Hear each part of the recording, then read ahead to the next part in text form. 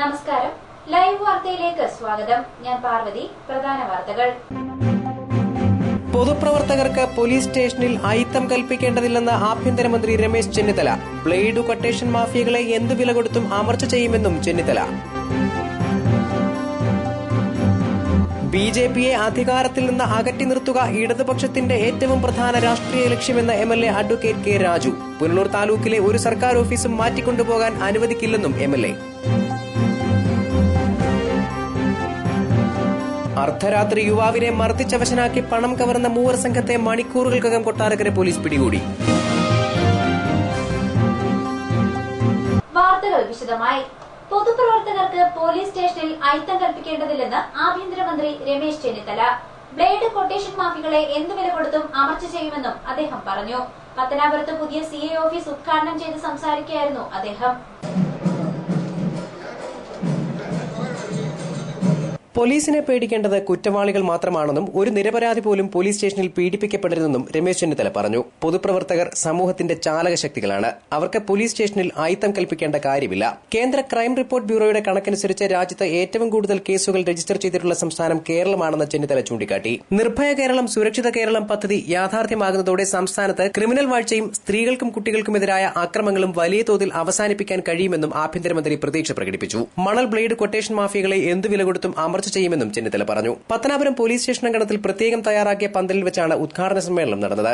MLA K B Ganesh Kumar അധ്യക്ഷനായി. കേന്ദ്രമന്ത്രി കൊടിക്കുന്നിൽ സുരേഷ് മുഖ്യപ്രഭാഷണം നടത്തി. പത്തനാപുരം വികസന രംഗത്ത് കുതിച്ചുയരുകയാണെന്ന് അദ്ദേഹം പറഞ്ഞു. ഡിസിസി പ്രസിഡന്റ് പ്രതാപ് ഓർമ്മത്തമ്പാൻ, ജില്ലാ പഞ്ചായത്ത് അംഗം Latha C Nair, block panchayat president Asha Sasidharan, Kollam rural S P S Surendran, Pathanapuram ഗ്രാമപഞ്ചായത്ത് പ്രസിഡന്റ് എം ഫാത്തിമ ഖാൻ തുടങ്ങി നിരവധി പ്രമുഖർ സംസാരിച്ചു. News bureau, Pathanapuram. യുവാവിനെ മർദ്ദിച്ചവശനാക്കി പണം കവർന്ന മൂവർ സംഘത്തെ കൊട്ടാരക്കര പോലീസ് പിടികൂടി. തിങ്കളാഴ്ച അർദ്ധരാത്രി പിടിച്ചുപറി നടത്തിയ സംഘത്തെ ചൊവ്വാഴ്ച പുലർച്ചെയാണ് പിടികൂടിയത്. കൊട്ടാരക്കര അവണൂർ ഫൈസൽ മനസ്സിലിൽ ഫൈസൽ, മൈലം പള്ളിക്കൽ പുളിമുട്ടി വീട്ടിൽ ഷമീർ, മൈലം പള്ളിക്കൽ ആലുംചേരി ഷാജി മനസ്സിലിൽ ഷിബു എന്നിവരെയാണ് പോലീസ് പിടികൂടിയത്. കൊട്ടാരക്കര ചന്തമുക്കിൽ ഫ്ലെക്സ് ബോർഡ് സ്ഥാപിക്കുന്ന ജോലികളിൽ ഏർപ്പെട്ടിരുന്ന കൊല്ലം മുണ്ടക്കൽ തെക്കേവിളച്ചേരി സ്വദേശി മഹേഷിന്റെ പണമടങ്ങിയ പേഴ്സും മൊബൈൽ ഫോണും മൂവർ സംഘം തട്ടിയെടുക്കുകയായിരുന്നു. യുവാവിനെ മർദ്ദിച്ചവശനാക്കിയ ശേഷം മൂവരും സ്ഥലം വിടുകയും ചെയ്തു. തുടർന്ന് മഹേഷ് കൊട്ടാരക്കര പോലീസിനെ വിവരം അറിയിച്ചു. രാത്രി നടത്തിയ തെരച്ചിലിനൊടുവിൽ പുലർച്ചെ 6 മണിയോടെ പെട്രോൾ അടിക്കാൻ കൊട്ടാരക്കരയിലെ പമ്പിലെത്തിയ മൂവർ സംഘത്തെ പോലീസ് പിടികൂടുകയായിരുന്നു. കൊട്ടാരക്കര ഫസ്റ്റ് ക്ലാസ് മജിസ്ട്രേറ്റ് കോടതിയിൽ ഹാജരാക്കിയ പ്രതികളെ റിമാൻഡ് ചെയ്തു. News bureau, Kottarakkara. ബിജെപിയെ അധികാരത്തിൽ നിന്ന് അകറ്റി നിർത്തുക എന്നത് ഇടതുപക്ഷത്തിന്റെ ഏറ്റവും പ്രധാന രാഷ്ട്രീയ ലക്ഷ്യത്തിലൊന്നാണെന്ന് എംഎൽഎ അഡ്വക്കേറ്റ് കെ രാജു. അഴിമതിക്കും വിലക്കയറ്റത്തിനുമെതിരെ സിപിഐ സംഘടിപ്പിച്ച താലൂക്ക് ഓഫീസ് മാർച്ച് പുനലൂരിൽ ഉദ്ഘാടനം ചെയ്യുകയായിരുന്നു അദ്ദേഹം. ബിജെപിയെ അധികാരത്തിൽ നിന്ന് അകറ്റി നിർത്തുക എന്നുള്ളത് ഇന്ത്യയിലെ ഇടതുപക്ഷ കക്ഷികൾ, പ്രത്യേകിച്ച് കമ്മ്യൂണിസ്റ്റ് കക്ഷികളുടെ ഏറ്റവും പ്രധാനപ്പെട്ട രാഷ്ട്രീയ ലക്ഷ്യത്തിലൊന്നാണ്. കാരണം ബിജെപി ഒരു ഫാസിസ്റ്റ് ശക്തിയാണ്, ഒരു വർഗീയ ശക്തിയാണ്. ഒരു വർഗീയ ഫാസിസ്റ്റ് ശക്തി ഇന്ത്യയെ പോലെ ഒരു മതേതര രാജ്യത്തിൽ അധികാരത്തിൽ വന്നാൽ ഈ രാജ്യം പിന്നെ ഉണ്ടാകില്ല. ഇവിടെ മതന്യൂനപക്ഷങ്ങൾ, വിവിധ ജാതിയിലും മതത്തിലും പെട്ട ആളുകൾ അവരെല്ലാം അധിവസിക്കുന്ന ഈ രാജ്യത്തിന്റെ ഏറ്റവും വലിയ പ്രത്യേകത 10 വർഷത്തെ UPA ഭരണത്തിന്റെ ഭാഗമായി രാജ്യത്തെ കുത്തക മുതലാളിമാർ മാത്രമാണ് വളർന്നത്. സാധാരണക്കാരൻ കൂടുതൽ പാപ്പരാവുകയാണ് ഉണ്ടായതെന്ന് എംഎൽഎ പറഞ്ഞു. രാജ്യത്തെ ഭൂരിപക്ഷം വരുന്ന ആളുകൾ, ഭൂരിപക്ഷം വരുന്ന സാധാരണക്കാർ, 80% വരുന്ന സാധാരണക്കാരെ സംബന്ധിച്ച് പറയുമ്പോൾ അവർ കൂടുതൽ പാപ്പരായി. 18 രൂപ മുതൽ 20 രൂപ വരെ മാത്രം ദിവസം വരുമാനമുള്ള ഭൂരിപക്ഷം വരുന്ന ഇന്ത്യക്കാരുള്ളപ്പോഴാണ് ലോകത്തിലെ ഏറ്റവും വലിയ മുതലാളിമാരായി നമ്മുടെ ഇന്ത്യൻ മുതലാളിമാർ, കുത്തക മുതലാളിമാർ വളർന്നത്. അതിനുള്ള അവസരമാണ് കഴിഞ്ഞ 10 വർഷക്കാലത്തെ UPA ഭരണത്തിന്റെ ഭാഗമായിട്ടുണ്ടായിട്ടുള്ളത് എന്നുള്ളത് നമുക്കറിയാം. രാജ്യത്ത് വർദ്ധിച്ചു വരുന്ന അഴിമതിയും അതുപോലെ തന്നെ ഈ തെറ്റായ സാമ്പത്തിക നയത്തിന്റെ ഫലമായി ഉളവാകുന്ന വിലക്കയറ്റം കൊണ്ട് ജനങ്ങൾ പൊറുതിമുട്ടുകയാണ്. നിത്യോപയോഗ സാധനങ്ങൾക്ക് മാത്രമല്ല, എല്ലാ ഉപഭോഗ വസ്തുക്കൾക്കും വൻതോതിൽ വിലക്കയറ്റമുണ്ടായ ഒരു കാലഘട്ടം. ഇത്രയും വലിയ വിലക്കയറ്റം ഇന്ത്യ രാജ്യത്ത് മുമ്പ് ഉണ്ടായിട്ടില്ല എന്നുള്ളത് നമുക്കറിയാം. മണ്ഡലം പ്രസിഡന്റ് സി അജയപ്രസാദ് അധ്യക്ഷനായി. Advocate R Sajilal, VS Praveenkumar, K Radhakrishnan തുടങ്ങിയവർ സംസാരിച്ചു. News bureau, Punalur. പുനലൂർ താലൂക്കിലെ ഒരു സർക്കാർ ഓഫീസും മാറ്റിക്കൊണ്ടുപോകാൻ അനുവദിക്കില്ലെന്ന് എംഎൽഎ അഡ്വക്കേറ്റ് കെ രാജു പറഞ്ഞു. MPN പീതാംബരക്കുറുപ്പിനെ രൂക്ഷമായി വിമർശിച്ച എംഎൽഎ അദ്ദേഹത്തെ ശ്വേതാംബരക്കുറുപ്പെന്ന് പരിഹസിച്ചു.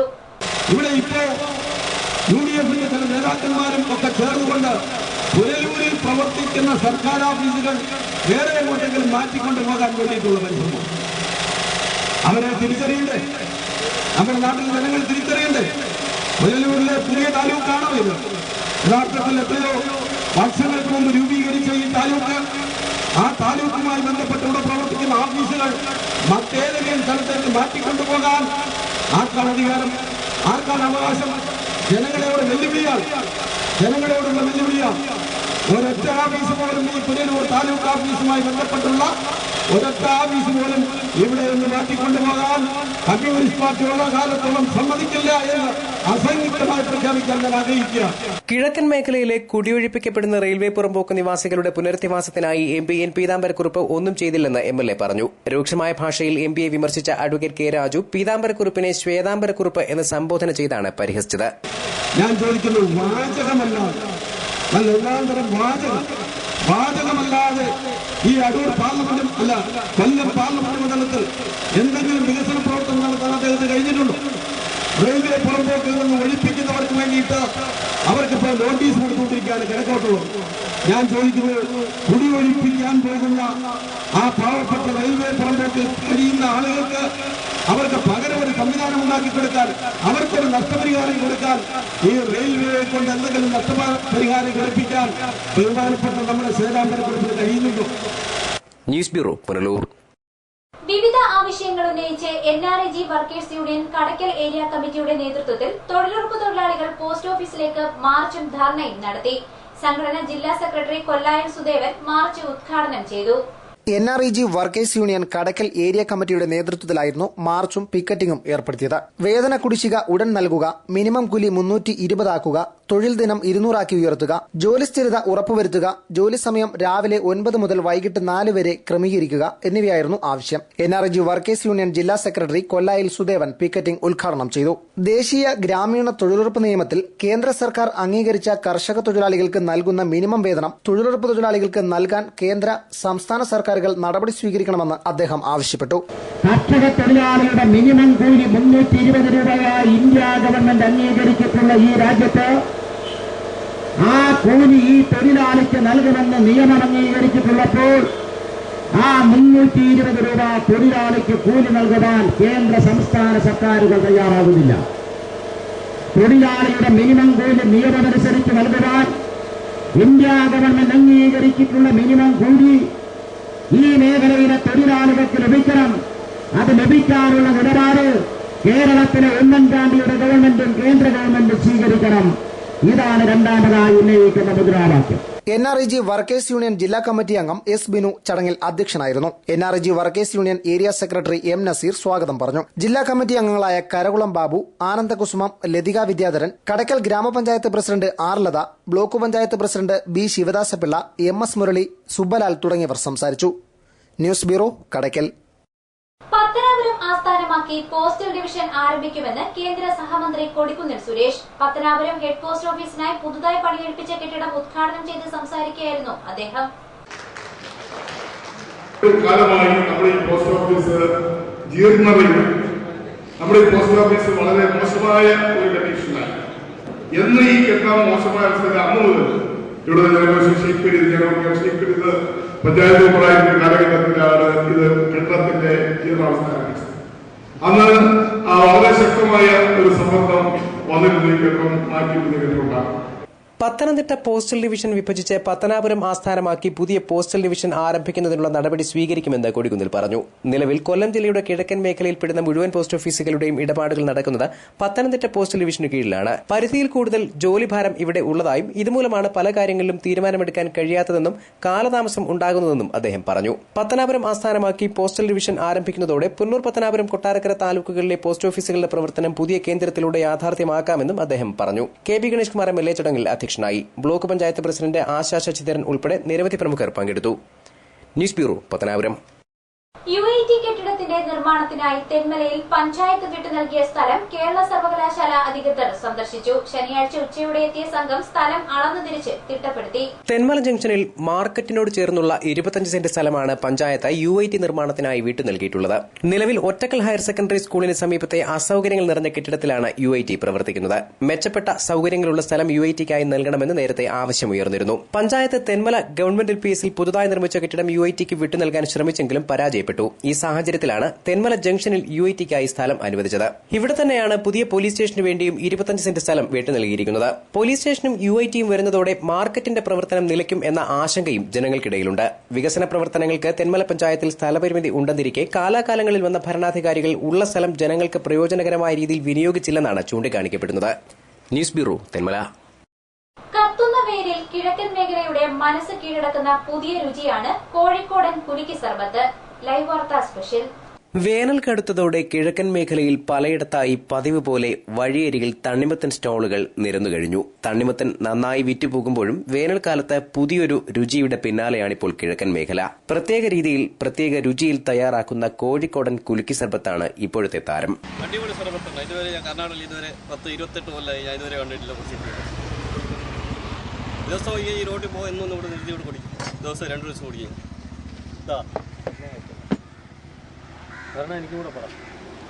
നന്നായി വിറ്റുപോകുന്നുണ്ട് കോഴിക്കോടൻ കുലുക്കി സർബത്ത്. തേടി പിടിച്ചു കുടിക്കാൻ തയ്യാറായി ആരാധകരുണ്ട്. ആവശ്യക്കാരന്റെ മുന്നിൽ വെച്ച് തന്നെ തയ്യാറാക്കും. പക്ഷേ രുചിക്കൂട്ടുകൾ പറഞ്ഞു തരാൻ കച്ചവടക്കാരൻ തയ്യാറല്ല. നമ്മൾ എല്ലാ വെറൈറ്റിയും ഐറ്റംസ് എല്ലാ ഐറ്റംസും ചേർക്കാൻ. എന്തൊക്കെ ഐറ്റംസാ? പറയാൻ പറ്റില്ല.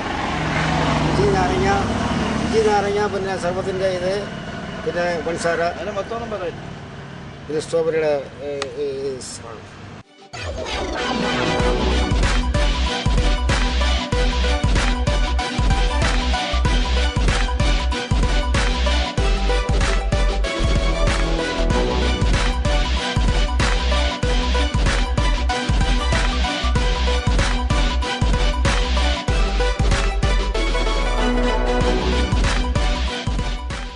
രുചിക്കൂട്ടുകളല്ല പ്രശ്നം, കത്തുന്ന വേനലാണ്. തണ്ണിമത്തൻ സ്റ്റോളുകൾ മുക്കിനും മൂലയിലുമുണ്ട്.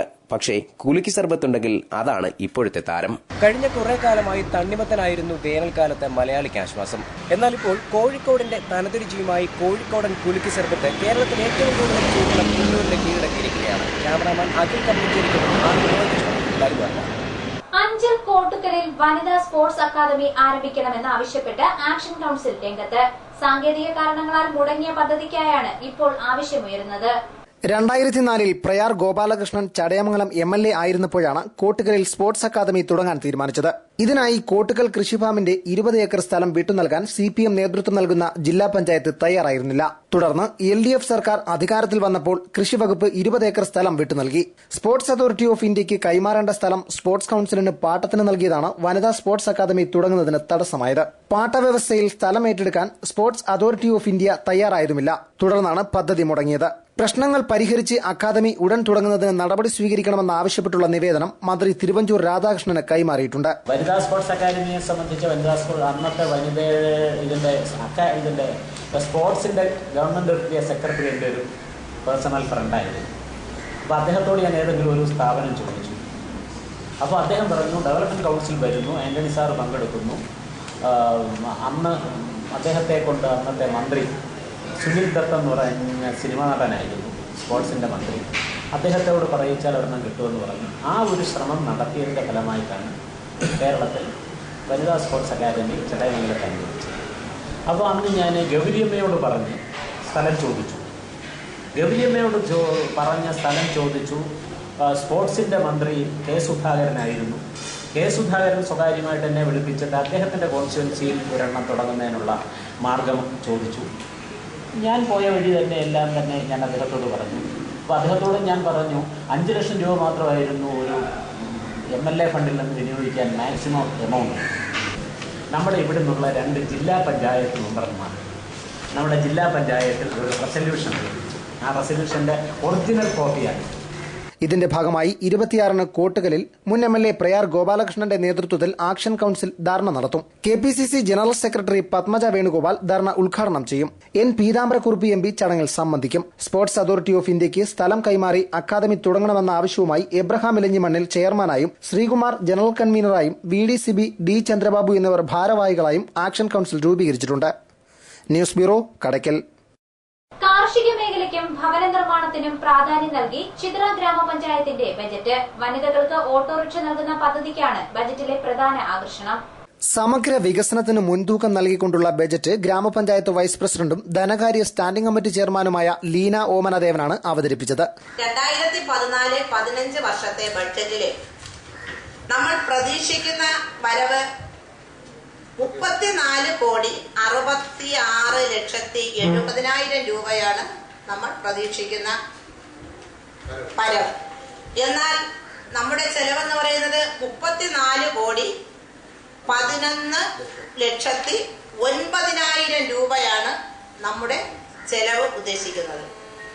എന്നാൽ 55,50,800 രൂപ മിച്ചം വരുന്ന ഒരു ബഡ്ജറ്റാണ് ഈ ഭരണസമിതി മുമ്പാകെ ഇന്ന് സമർപ്പിക്കുന്നത്. 34,66,70,000 രൂപ വരവും 34,11,09,000 രൂപ ചിലവും പ്രതീക്ഷിക്കുന്ന ബഡ്ജറ്റാണ് അവതരിപ്പിച്ചത്. 55,50,800 രൂപ മിച്ചം വരുന്ന ബജറ്റാണിത്. വനിതകൾക്കും കർഷകർക്കും ഭവന നിർമ്മാണത്തിനും പ്രാതിനിധ്യം നൽകിയിട്ടുണ്ട്. വനിതകൾക്ക് ഓട്ടോറിക്ഷയും കർഷകർക്ക് വാർഡ് തലത്തിൽ തരിശുനിലം പാട്ടത്തിനെടുത്ത് കൃഷി ചെയ്യാനുള്ള പദ്ധതിയും ഉൾപ്പെടുത്തി. ജനറൽ വിഭാഗത്തിന് ഭവന നിർമ്മാണവും ലക്ഷ്യമിടുന്നുണ്ട്. ഗ്രാമപഞ്ചായത്ത് പ്രസിഡന്റ് S. മുരളീധരൻ നായർ അധ്യക്ഷനായിരുന്നു. News bureau, Kadakkal. പ്രതീക്ഷിച്ച വിളവ് നൽകാതെ മുന്തിരിപ്പാടങ്ങൾ ചതിച്ചതിന്റെ ഞെട്ടലിലാണ് തമിഴ്നാട്ടിലെ കർഷകർ. കിഴക്കൻ അതിർത്തിയിലെ കുമുന്താപുരത്തെ മുന്തിരിപ്പാടങ്ങൾ ഇത്തവണ ശുഷ്കമാണ്. തെന്മല ബ്യൂറോയുടെ റിപ്പോർട്ട്.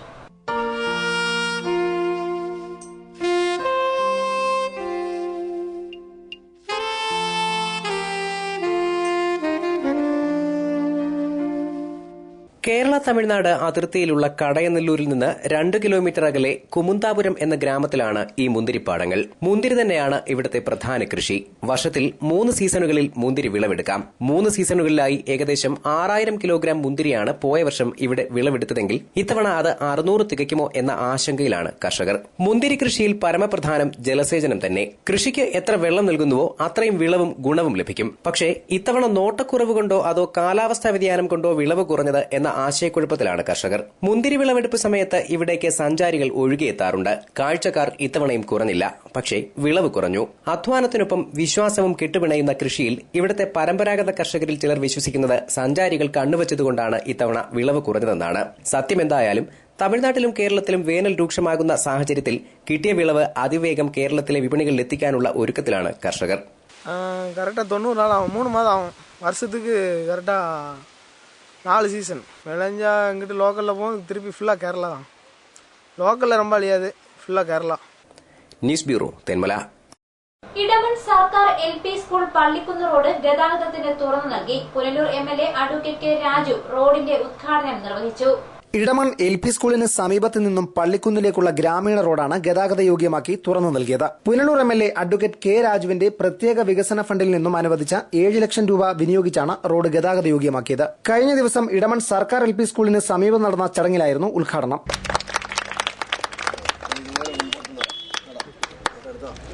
തെന്മല ഗ്രാമപഞ്ചായത്ത് പ്രസിഡന്റ് K. ശശിധരൻ ചടങ്ങിൽ അധ്യക്ഷനായിരുന്നു. പഞ്ചായത്ത് അംഗങ്ങളായ Sindhu Dinsha, Thahira Sherif, CPI local committee secretary N. Komalakumar, മുൻ പഞ്ചായത്ത് അംഗം A. Joseph, V. Lenin, M. Bahuleyan തുടങ്ങിയവർ ചടങ്ങിൽ സംബന്ധിച്ചു. സമീപത്തെ മോറിയ മർത്തോമ ചർച്ച്, മലങ്കര കത്തോലിക്ക ചർച്ച് എന്നിവിടങ്ങളിലേക്കുള്ള പാതയാണ് ഗതാഗത യോഗ്യമാക്കിയത്. News bureau, Punalur. പ്രധാന വാർത്തകൾ ഒരിക്കൽ കൂടി. പൊതുപ്രവർത്തകർക്ക് പോലീസ് സ്റ്റേഷനിൽ അയിത്തം കൽപ്പിക്കേണ്ടതില്ലെന്ന് ആഭ്യന്തരമന്ത്രി രമേശ് ചെന്നിത്തല. ബ്ലേഡ് കൊട്ടേഷൻ മാഫിയകളെ എന്തു വില കൊടുത്തും അമർച്ച ചെയ്യുമെന്നും ചെന്നിത്തല. BJPയെ അധികാരത്തിൽ നിന്ന് അകറ്റി നിർത്തുക ഇടതുപക്ഷത്തിന്റെ ഏറ്റവും പ്രധാന രാഷ്ട്രീയ ലക്ഷ്യമെന്ന് MLA advocate K. Raju. Punalur താലൂക്കിലെ ഒരു സർക്കാർ ഓഫീസും മാറ്റിക്കൊണ്ടുപോകാൻ അനുവദിക്കില്ലെന്നും MLA. അർദ്ധരാത്രി യുവാവിനെ മർദ്ദിച്ചവശനാക്കി പണം കവർന്ന 3 സംഘത്തെ മണിക്കൂറുകൾക്കകം കൊട്ടാരക്കര പോലീസ് പിടികൂടി. വാർത്തകൾ സമാപിക്കുന്നു. കൂടുതൽ വാർത്തകൾക്കും ദൃശ്യങ്ങൾക്കും www.livevarta.com സന്ദർശിക്കുക. നമസ്കാരം.